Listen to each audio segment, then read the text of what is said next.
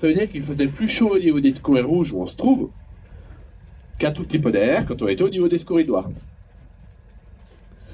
Et bien quand on y réfléchit, c'est assez logique.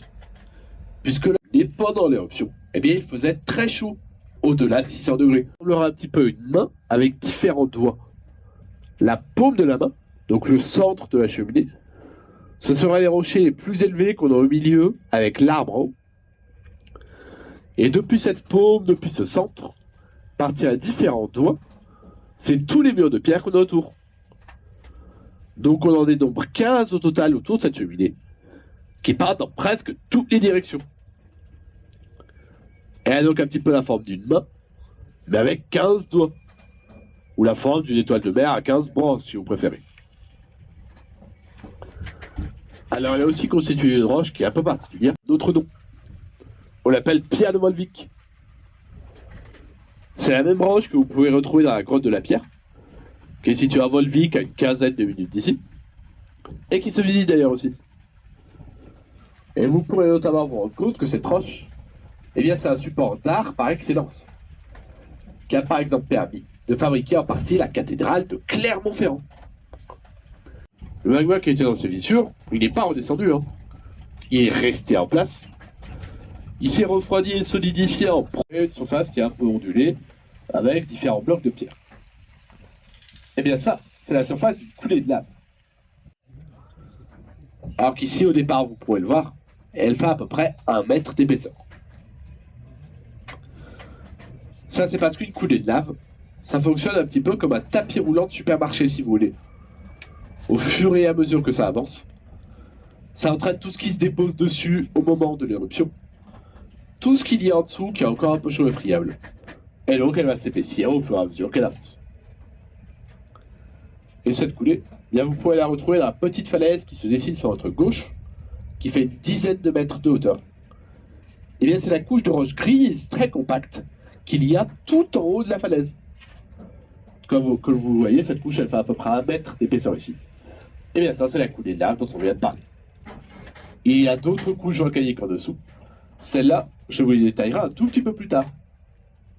Parce qu'avant ça, l'installation qui reste du spectacle nocturne qu'il y avait ici à Amfléchine, qui s'appelle le réveil du volcan, et qui est maintenant terminé pour cette saison. Et ici, bien, si vous regardez les blocs qui sont les parois tout autour de nous, c'est un petit peu différent de tout à l'heure.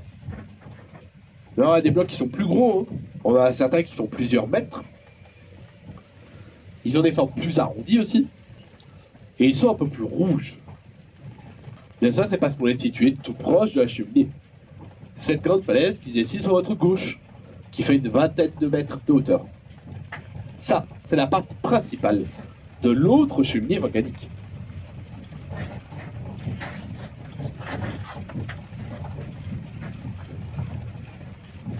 Alors celle-ci, elle a une forme qui est un peu moins compliquée. Ça, c'est tout simplement parce que les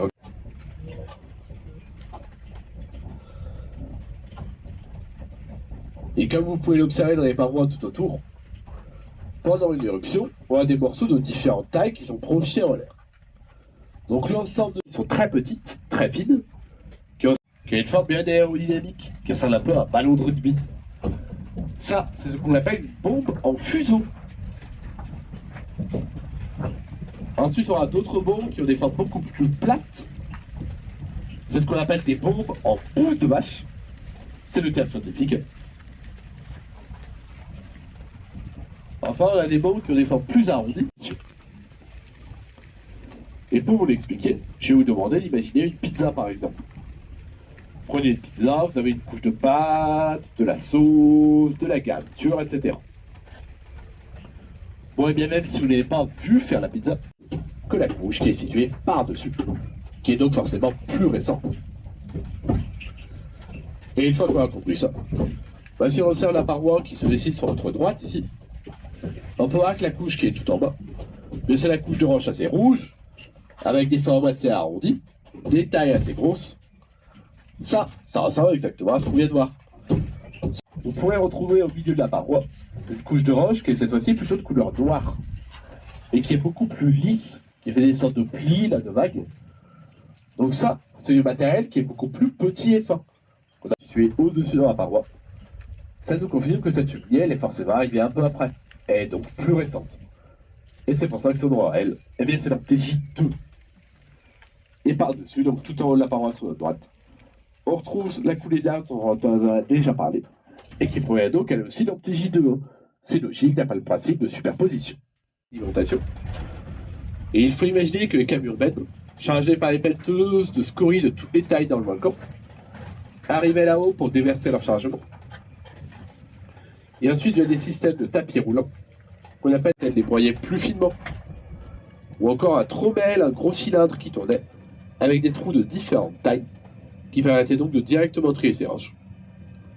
Donc vous allez pouvoir les découvrir si vous le souhaitez, grâce à un petit parcours à travers elles, qui dure juste 2 minutes.